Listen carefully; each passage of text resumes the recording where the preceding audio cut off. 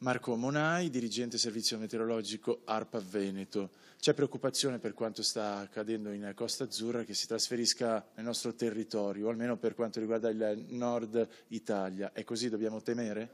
No, assolutamente, si tratta di situazioni molto puntuali che si sono verificate per una serie di fattori proprio in quell'area e che non ci aspettiamo almeno per i prossimi 4-5 giorni sulla nostra area. In previsione, quindi, almeno in questi giorni, quindi possiamo essere tranquilli, anzi sembra che sia tornato il sereno.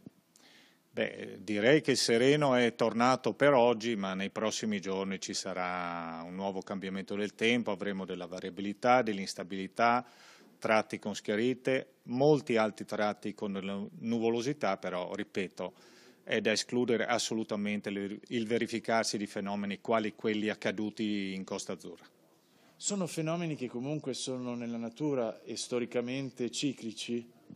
Sì, si tratta di fenomeni che pur avendo raggiunto nel caso specifico delle intensità elevatissime, forse mai rilevate, sono però tipici di quell'area in coincidenza di determinate situazioni meteorologiche, segnatamente forte flusso sciroccale in basso e raffreddamento in quota.